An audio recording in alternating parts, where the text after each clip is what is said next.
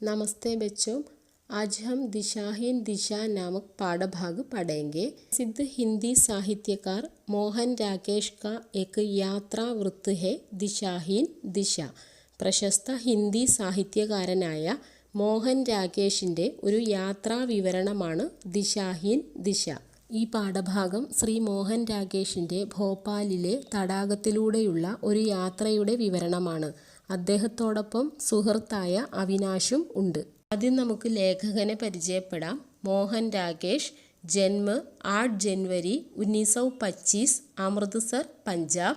മൃത്യു 3 जनवरी 1972. മോഹൻ രാകേഷ് ജനിച്ചത് 8 ജനുവരി 1925 പഞ്ചാബിലെ അമൃത്സറിലാണ്. അദ്ദേഹത്തിൻ്റെ മരണം ജനുവരി 3, 1972 मोहन राकेश हिंदी साहित्य के उन चुनिंदे साहित्यकारों में है जिन्हें नई कहानी आंदोलन का नायक माना जाता है. മോഹൻ രാകേഷ് ഹിന്ദി സാഹിത്യത്തിലെ ആധുനിക കഥാപ്രസ്ഥാനത്തിലെ വിശിഷ്ട നായകന്മാരിൽ ഒരാളായി കരുതപ്പെടുന്നു. प्रस्तुत अंश उनका यात्रा वृत्तांत आखिरी चट्टान तक से लिया गया है. പ്രസ്തുത പാഠഭാഗം, അതായത് നമ്മൾ പഠിക്കാൻ പോകുന്ന ദിശാഹീൻ ദിശ എന്ന പാഠഭാഗം അദ്ദേഹത്തിൻ്റെ യാത്രാ വിവരണമായ ആഖിരി ചട്ടാൻ തക്ക് എന്നതിൽ നിന്ന് എടുത്തിട്ടുള്ളതാണ്. അന്തേരെ ബന്ദ് കമരെ, അന്തരാൽ, ന ആനേവാല കൽ ഉപന്യാസ്, ആഷാഢ കാ ഏക് ദിൻ, ലഹരോं का राजहंस, आधे अधूरे नाटक आदि उनकी अन्य प्रमुख रचनाएं हैं. अंधेरे बंद कमरे, अंतराल, न आने वाला कल नोवल, आषाढ़ का एक दिन, ലഹരോं का രാജഹംസ്, ആധേ അധൂരെ നാടക് മുതലായവ അദ്ദേഹത്തിൻ്റെ മറ്റ് പ്രമുഖ രചനകളാണ്. 1968 में संगीत नाटक अकादमी पुरस्कार से वे सम्मानित हुए. 1968 സംഗീത നാടക അക്കാദമി പുരസ്കാരം അദ്ദേഹത്തിന് ലഭിച്ചിട്ടുണ്ട്. നമുക്ക് പാഠഭാഗത്തിലേക്ക് കടക്കാം. ദിശാഹീൻ ദിശ യാത്രാവൃത്ത് മോഹൻ രാകേഷ്. घर में चलते समय मन में यात्रा की कोई बनी हुई रूपरेഖ नहीं थी. വീട്ടിൽ നിന്ന് പുറപ്പെടുന്ന സമയത്ത് മനസ്സിൽ യാത്രയെക്കുറിച്ച് വ്യക്തമായ രൂപരേഖ ഉണ്ടായിരുന്നില്ല. ബസ് ഏക്ക് അസ്ഥിരത ഹി ഥി, കേവലം ഒരു ചാഞ്ചാട്ടമായിരുന്നു, അതായത് ഒരു സ്ഥിരതയില്ലായിരുന്നു. ജോ മുജെ അന്തർ സെ ധക്കേൽ രഹി ഥി, ധക്കേൽ എന്നാൽ അർത്ഥം തള്ളുക, അതായത് കേവലം മനസ്സിൽ ഒരു ചാഞ്ചാട്ടമായിരുന്നു, അത് എന്നെ ഉള്ളിൽ നിന്ന് തള്ളിക്കൊണ്ടിരുന്നു. समुद्र तट के प्रति मन में एक ऐसा आकर्षण था कि मेरी यात्रा की कल्पना में समुद्र का विस्तार अनायास ही आ जाता था. കൽപ്പന എന്നാൽ സങ്കല്പം, വിസ്താർ വിസ്താരം, അനായാസ് പ്രയാസം കൂടാതെ, അതായത് എൻ്റെ യാത്രയിൽ സമുദ്രത്തിൻ്റെ വിശാലത അനായാസം കടന്നു വന്നിരുന്നു. സമുദ്രതീരത്തോടുള്ള ആകർഷണം കാരണം എൻ്റെ യാത്രയിൽ സമുദ്രത്തിൻ്റെ വിശാലത അനായാസം കടന്നു വന്നിരുന്നു. ബഹുത് ബാർ സോച്ചാ ഥാ കി കഭി സമുദ്ര തട് കെ സാത്ത് സാത്ത് എക് ലംബി യാത്ര കരൂങ്ക, സമുദ്രതീരത്തോടൊപ്പം ഒരു നീണ്ട യാത്ര നടത്തണമെന്ന് പല പ്രാവശ്യം ആലോചിച്ചതാണ്. परंतु यात्रा के लिए समय और साधन साथ साथ मेरे पास कभी नहीं रहते थे. പക്ഷേ എൻ്റെ കൈവശം യാത്രയ്ക്കാവശ്യമായ സമയവും സാമഗ്രികളും ഒരിക്കലും ഉണ്ടായിരുന്നില്ല. ഉൻ ദിനോം നൗകരി ചോട് ദീ ഥി और पास में कुछ पैसे भी थे. ആ സമയത്ത് ഞാൻ ജോലി ഉപേക്ഷിച്ചിരുന്നു, എൻ്റെ കൈവശം കുറച്ച് പൈസയും ഉണ്ടായിരുന്നു. ഇസ്ലിയെ മേനെ തുരന്ത് ചൽ ദേനെ കാ നിശ്ചയ് കർ ദിയ, അതിനാൽ ഞാൻ പെട്ടെന്ന് തന്നെ പുറപ്പെടാൻ തീരുമാനിച്ചു. പഹലെ സോച്ചാ കി സീധെ കന്യാകുമാരി ചലാ ജാവും और वहाँ से रेल मोटर या नाव जहाँ जो मिले उसमें पश्चिमी समुद्र तट के साथ साथ गोवा या बम्बई तक की यात्रा करूँ. സീധെ എന്നാൽ അർത്ഥം നേരെ, നാവ് വള്ളം, പശ്ചിമി എന്നാൽ അർത്ഥം പടിഞ്ഞാറ്. ആദ്യം ആലോചിച്ചത് നേരെ കന്യാകുമാരിക്ക് പോയാലോ എന്നായിരുന്നു. അവിടെ നിന്ന് ട്രെയിൻ, ബസ് അല്ലെങ്കിൽ തോണി ഏതിലെങ്കിലും പശ്ചിമ തീരത്തോടൊപ്പം ഗോവയിലേക്കോ ബോംബെയിലേക്കോ യാത്ര ചെയ്യാം. രാസ്തേ മേം ജഹാം മൻ ഹുവ വഹി കുച്ച് ദിൻ രഹ് ജാവുങ്ക, വഴിയിൽ എവിടെയെങ്കിലും ഇഷ്ടപ്പെട്ടാൽ അവിടെ കുറച്ച് ദിവസം താമസിക്കും. ഷിംല മേ ഹമാരെ സ്കൂൾ മേ കയി ലോഗ് ദക്ഷിൺ ഭാരത് കെ ഥേ. ദക്ഷിൺ എന്നാൽ അർത്ഥം തെക്ക്. സിംലയിൽ ഞങ്ങളുടെ സ്കൂളിൽ ദക്ഷിണ ഭാരതത്തിലെ കുറേ പേർ ഉണ്ടായിരുന്നു. ഉൻമേം സെ ഏക് നെ കഹാ ഥാ കി രഹ്നെ കെ ലിയെ കണ്ണൂർ ബഹുത് അച്ചി ജഗഹ് ഹെ. ജഗഹ് എന്നാൽ അർത്ഥം സ്ഥലം. കണ്ണൂർ താമസയോഗ്യമായ സ്ഥലമാണെന്ന് അവരിലൊരാൾ പറഞ്ഞിരുന്നു.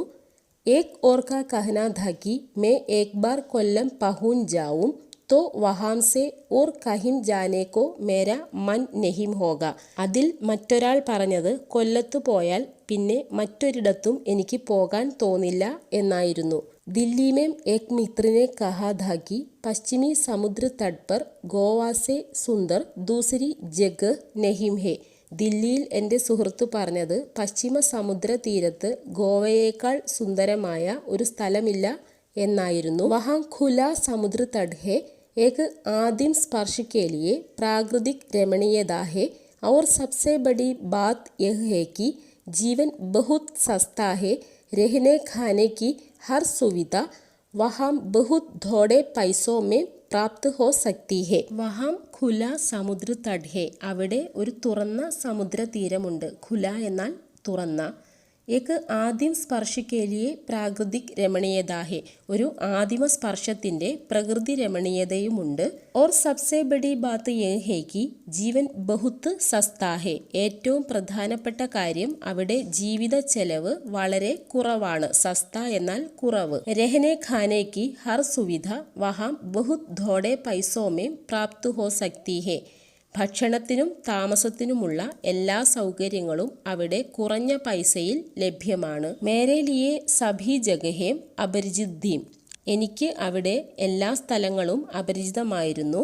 ഇസ്ലിയെ മുജെ സഭിമേം ആകർഷൺ ലഗ്രഹാത. അതിനാൽ എനിക്ക് എല്ലാത്തിനോടും ആകർഷണീയത അനുഭവപ്പെട്ടു. കൊച്ചിൻ, കണ്ണൂർ, മംഗളൂർ, ഗോവ, ആലപ്പി കെ ബാക്ക് വാട്ടർസ് ഔർ നീൽഗിരി കി പഹാഡിയാം. കൊച്ചി, കണ്ണൂർ, മംഗലാപുരം, ഗോവ, ആലപ്പിയിലെ ബാക്ക് വാട്ടർ, നീലഗിരിയിലെ പർവ്വതങ്ങളും. സബ്കെ പ്രതി മേരെ മന്മേം ഏക്സി ആത്മീയത ജാഗ്തി ഥി. ആ സ്ഥലങ്ങളോടൊക്കെ എപ്പോഴും എൻ്റെ മനസ്സിൽ ഒരു ഉറ്റ സൗഹൃദം ഉണർന്നിരുന്നു. ജയ്സേ കി മേര ഉൻ സബ് സ്ഥാനോ സെ കഭി കാ ഘനിഷ്ഠ സമ്പദ് രഹാ ഹോ.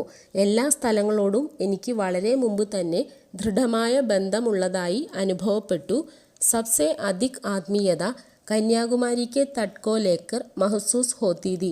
ഏറ്റവും അധികം അടുപ്പം കന്യാകുമാരിയുമായി ബന്ധപ്പെട്ടാണ്. परंतु एक घने शहर की छोटी सी तंग गली में पैदा हुए व्यक्ति के लिए उस विस्तार के प्रति ऐसी आत्मीयता का अनुभव करने का आधार ക്യാ ഹോ സക്താ. ഒരു തിരക്ക് നിറഞ്ഞ നഗരത്തിലെ ചെറിയ ഇടുങ്ങിയ തെരുവിൽ ജനിച്ച എനിക്ക് ആ വിശാലതയോട് ഇപ്രകാരം അടുപ്പം തോന്നാനുള്ള അടിസ്ഥാനം എന്തായിരിക്കും? കേവൽ വിപരീത് കാ ആകർഷൺ. കേവലം വിപരീത അവസ്ഥയോടുള്ള ആകർഷണമാണോ? ഘർ സേ ചലത്തെ സമയ കുച്ച് നിശ്ചയ നഹീം ഥാ കി കബ് കഹാം കിത്തനെ ദിൻ രഹൂങ്ക. വീട്ടിൽ നിന്ന് പുറപ്പെടുമ്പോൾ എപ്പോൾ, എവിടെ, എത്ര ദിവസം താമസിക്കും എന്ന് നിശ്ചയിച്ചിരുന്നില്ല. ഹാ ചലനെ തക് ഇത്തന നിശ്ചയ കർ ലിയാ ഥാ കി പഹലെ സീധെ കന്യാകുമാരി ന ജാക്കർ ബംബൈ ഹോത്താ ഹുവ ഗോവ ചലാ ജാഊങ്ക ഔർ വഹാം സെ കന്യാകുമാരി കി ഓർ യാത്ര പ്രാരംഭ് കരൂങ്ക. ആദ്യം നേരെ കന്യാകുമാരിയിലേക്ക് പോകാതെ മുംബൈ വഴി ഗോവയിലേക്കും പിന്നീട് അവിടെ നിന്ന് കന്യാകുമാരിയിലേക്കും യാത്ര ആരംഭിക്കാം എന്ന് തീരുമാനിച്ച് കഴിഞ്ഞിരുന്നു. യഹ് ഇസ്ലിയെ ചാഹ്താ ഥാ കി മേരി യാത്രാ കാ അന്തിം പഡാവ് കന്യാകുമാരി ഹോ. എൻ്റെ യാത്രയുടെ അന്തിമ താവളം കന്യാകുമാരി ആവണം എന്നതുകൊണ്ടാണ് ഞാൻ ഇങ്ങനെ ആഗ്രഹിച്ചത്. ഡിസംബർ സൻ 25 താരിഖ് 1952 ഡിസംബർ 25. തേർഡ് ക്ലാസ് के डिब्बे में ऊपर की सीट बिस्तर बिछाने को मिल जाए വഹ് ബഡി ബാത്ത് ഹോത്തി ഹെ. ബിസ്തർ എന്നാൽ കിടക്ക, ബിഛാന കിടക്ക വിരിക്കുക. ബിസ്തർ ബിഛാന എന്നാൽ കിടക്ക വിരിക്കുക. ട്രെയിനിൽ തേർഡ് ക്ലാസ് കമ്പാർട്ട്മെൻറ്റിലെ മുകളിലുള്ള സീറ്റ് കിടക്ക വിരിക്കാനായി ലഭ്യമായാൽ അത് വളരെ വലിയ കാര്യമാണ്. മുജെ ഊപ്പർ കി സീറ്റ് മിൽ ഗയി ഥി. എനിക്ക് മുകളിലുള്ള സീറ്റ് ലഭിച്ചിരുന്നു.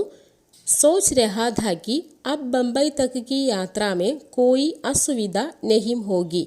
മുംബൈ വരെയുള്ള യാത്രയിൽ അസുവിധ എന്നാൽ അസൗകര്യം. ഇനി അസൗകര്യങ്ങളൊന്നും ഉണ്ടാകില്ലെന്ന് ഞാൻ വിചാരിച്ചു. രാത് കോ ठीक से सो सकूंगा. രാത്രിയിൽ നന്നായി ഉറങ്ങാൻ സാധിക്കും. മഗർ രാത് ആയി तो मैं वहाँ सोने की जगह भोपाल ताल की एक नाव में लेटा बूढ़े मल्ला അബ്ദുൽ ജബ്ബാർ से ഗസലേം സുൻ രഹാ ഥ. പക്ഷേ രാത്രിയായപ്പോൾ ഞാൻ ഭോപ്പാൽ തടാകത്തിലെ ഒരു തോണിയിൽ കിടന്നുകൊണ്ട് ഒരു വൃദ്ധനായ തോണിക്കാരൻ അബ്ദുൽ ജബ്ബാറിൽ നിന്ന് ഗസലുകൾ കേൾക്കുകയായിരുന്നു. ഭോപ്പാൽ സ്റ്റേഷൻ पर मेरा मित्र अविनाश जो वहाँ से निकलने वाले एक हिंदी दैनिक का संपादन करता था मुझसे मिलने के लिए आया था.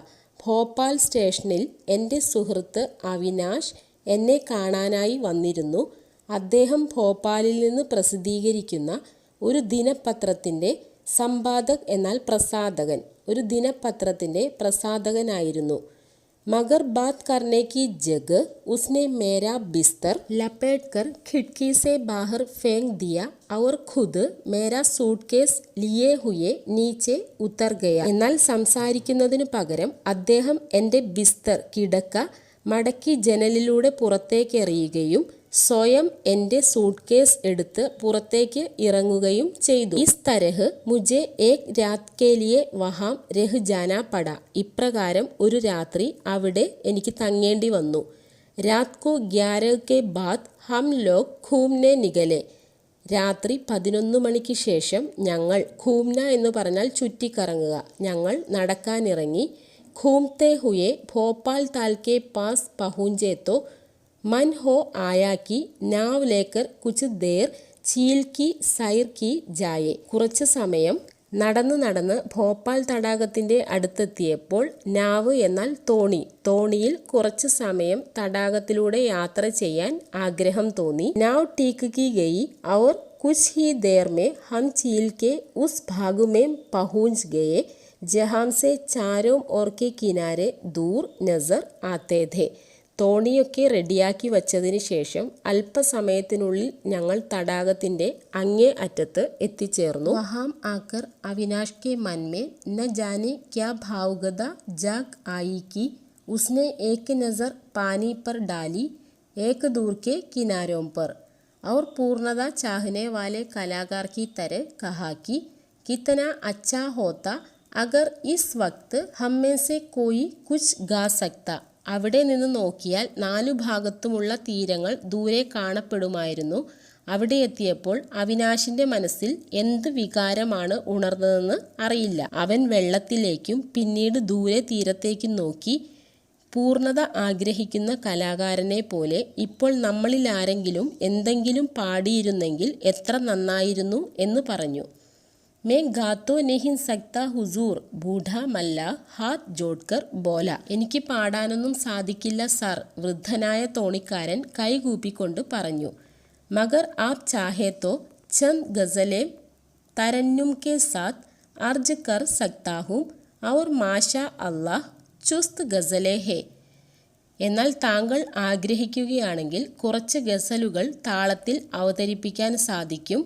ദൈവത്തിൻ്റെ കൃപയാൽ ഒന്നാന്തരം ഗസലുകളാണ്. ആ വള്ളക്കാരൻ അവർക്ക് ആഗ്രഹമുണ്ടെങ്കിൽ താൻ കുറച്ച് ഗസലുകൾ താളത്തോടെ ആലപിക്കാം എന്ന് പറഞ്ഞു. ജരൂർ ജരൂർ ഹംനെ ഉത്സാഹ് കെ സാത്ത് ഉസ്കെ പ്രസ്താവ് കാ സ്വാഗത് കിയ. തീർച്ചയായും ഞങ്ങൾ ഉത്സാഹത്തോടെ ആ പ്രസ്താവനയെ സ്വാഗതം ചെയ്തു. ബൂഢേ മല്ലാഹിനെ ഏക് ഗസൽ ഛേഡ് ദി. വൃദ്ധനായ വള്ളക്കാരൻ ഒരു ഗസൽ പാടാൻ തുടങ്ങി. ഉസ്കാ ഗല കാഫി അച്ഛാ ഥ ഔർ സുനാനെ കാ അന്ദാസ് ബി ഷായരാനാ ഥ.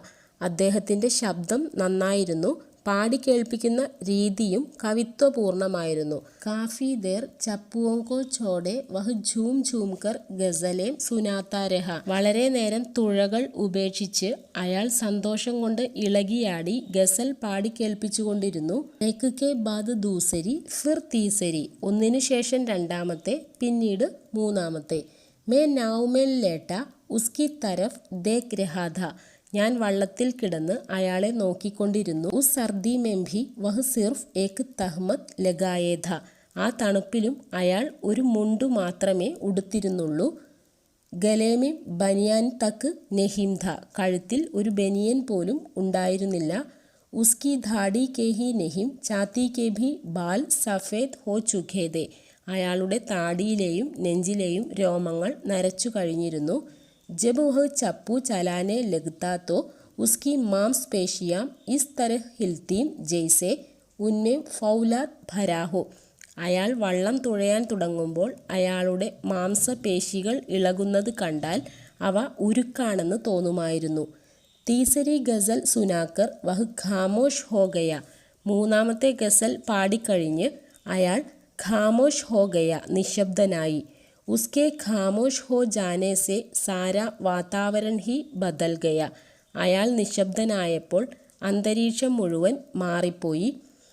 രാത് സർദി ഔർ നാവ് കാ ഹിൽന ഇൻ സബ് കാ അനുഭവ് പഹലെ നെഹിം ഹോ രഹാ ഥ. രാത്രി, തണുപ്പ്, വള്ളം തുഴയൽ, ഈ അനുഭവങ്ങൾ നേരത്തെ ഉണ്ടായിരുന്നില്ല. അബ് ഹോനെ ലഗ, ഇപ്പോൾ തോന്നി തുടങ്ങി. ഝീൽ കാ വിസ്താർ ഭി ജെയ്സെ ഉത്തനി ദേർ കെ ലിയെ സിമട്ട് ഗയാ ഥ അബ് ഖുൽ ഗയ. തടാകത്തിന്റെ വിശാലതയും അത്രയും നേരത്തേക്ക് ചുരുങ്ങിയിരുന്നു. അബ് ലൗട്ട് ചലേ സാഹബ്. കുച്ച് there ബാദ് ഉസ്നെ കഹാ സർദി bud രഹി he our may അപ്പനി ചാദർ സാത്ത് നെഹിം ലായ. ഇനി തിരിച്ചു പോകാം സാർ. കുറച്ചു കഴിഞ്ഞ് അയാൾ പറഞ്ഞു. തണുപ്പ് കൂടി വരുന്നു, ഞാൻ പുതപ്പ് കൊണ്ടുവന്നിട്ടില്ല. ചാദർ എന്നാൽ പുതപ്പ്. അവിനാഷിനെ ചട്ട് സെ അപ്പന കോട്ട് ഉതാർ കർ ഉസ്കി തരഫ് ബഠാ ദിയ. അവിനാഷ് പെട്ടെന്ന് തൻ്റെ കോട്ട് ഊരി അയാൾക്ക് നേരെ നീട്ടി. കഹ, എന്നിട്ടു പറഞ്ഞു. ലോ തും യഹ് പഹൻ ലോ. ഇതെടുത്ത് ധരിച്ചോളൂ. അഭി ഹം ലൗട്ട് കർ നെഹിം ചലേംഗെ. നമ്മളിപ്പോൾ തിരിച്ചു പോകുന്നില്ല. തുമേ കോയി ഗാലിബ് കി ചീസ് യാദ് ഹോ തോ സുനാവോ. നിങ്ങൾക്ക് ഗാലിബിൻ്റെ കവിത ഓർമ്മ വരുന്നുണ്ടെങ്കിൽ പാടിക്കേൾപ്പിക്കൂ. ബൂഢേ മല്ലാഹിനെ എത്രാജ് നെഹിം കിയ. വൃദ്ധനായ വള്ളക്കാരൻ എതിർപ്പൊന്നും പറഞ്ഞില്ല. ചുപ്ചാപ്പ് അവിനാഷ് കാ കോട്ട് പഹൻ ലിയ ഔർ ഗാലിബ് കി ഏക് ഗസൽ സുനാനെ ലഗ. ഒന്നും മിണ്ടാതെ അവിനാഷിൻ്റെ കോട്ട് ധരിച്ചു. മുദ്ദത്ത് ഹുയി ഹെ യാർക്കു മേഹ്മ കിയേ ഹുയേ. ഒന്നും മിണ്ടാതെ അവിനാഷിൻ്റെ കോട്ട് ധരിച്ചു. എന്നിട്ട് ഗാലിബിൻ്റെ ഒരു ഗസൽ പാടിത്തുടങ്ങി.